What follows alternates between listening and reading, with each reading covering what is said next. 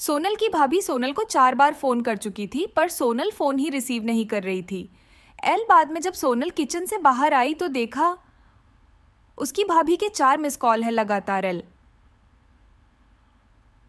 ये देखकर वह घबरा गई, क्योंकि उसकी भाभी को पता होता है कि अगर सोनल 2 बार में फ़ोन नहीं उठाती है तो इसका मतलब यही है कि वह अपने काम में व्यस्त है, और या फिर फ़ोन से दूर। हेल अब सोनल का मन घबरा रहा था, क्योंकि भाभी के 4 फ़ोन लगातार आने से उसे टेंशन हो गई थी। एल क्योंकि सोनल की मम्मी की तबीयत इन दिनों ठीक नहीं चल रही थी। लभी 2 दिन पहले ही सोनल अपनी मम्मी से मायके में मिलकर आई थी। फिर भी सोनल ने हिम्मत करते हुए अपनी भाभी को फ़ोन लगाया, और फ़ोन जैसे ही भाभी ने उठाया तो सोनल को रोते हुए कहा, दीदी। एल मम्मी जी हमें छोड़कर चली गई है। रात को अच्छे से सोई थी। सुबह आपके भैया और मैंने खूब उठाने की कोशिश की, पर वह नहीं उठील। तब हमने डॉक्टर साहब को बुलाया। फिर उन्होंने बताया कि मम्मी जी अब नहीं रहीं। एल दीदी, आप जल्दी से घर आ जाओ। इतना सुनते ही सोनल की आंखों से आंसू बहने लगे। एल पापा तो पहले ही उसे छोड़कर जा चुके थे, और अब उसकी माँ भी नहीं रही। एल सोनल तो बिल्कुल बेहाल हो चुकी थी। अब सोनल ने रोते रोते यह बात सक्षम उसके पति को बताई, तो सक्षम ने उसे संभाला और उसे जल्दी से कार में बिठाकर मायके ले गया। एल सोनल जैसे ही अपने घर पहुंची तो अपनी माँ के शरीर को देखकर उससे लिपट गई और खूब रोई। एल आखिर में सक्षम ने उसे किसी तरह समझाया और माँ का संस्कार किया। एल सारे विधि विधान होने के बाद भी सोनल की रुलाई रुकी नहीं रही थी।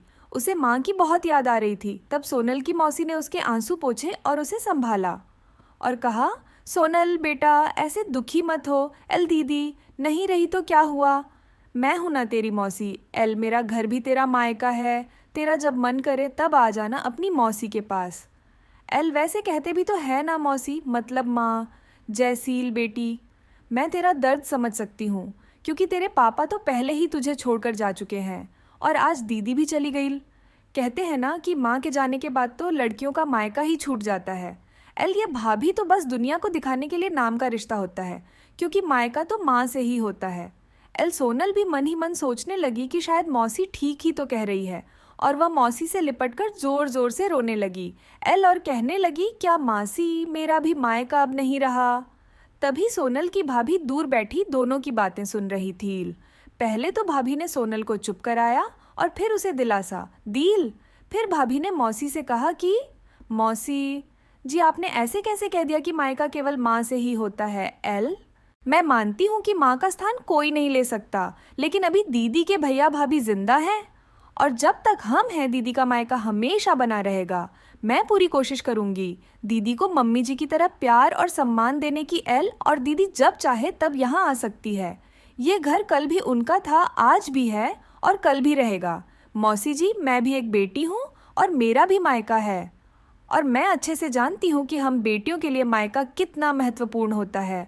मौसी जी, आप दीदी को अपने घर ज़रूर बुलाइए, पर उन्हें अपने भैया भाभी के प्यार से दूर मत करिए।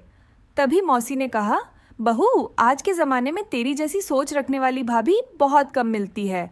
एल मुझे माफ़ कर दे, मैंने सोनल को गलत राह दिखाई। एल तभी सोनल अपनी भाभी के गले लग गई और बोली, भाभी, आज आपने मुझे विश्वास दिला दिया कि भाभी भी माँ के समान होती है, और मैं संतुष्ट हूँ कि जब तक आप और भैया हो मेरा मायका सदा बना रहेगा। और किसी ने कहा है ना कि भाभी माँ के समान होती है। आज आपने मुझे इस बात का विश्वास भी दिला दिया है।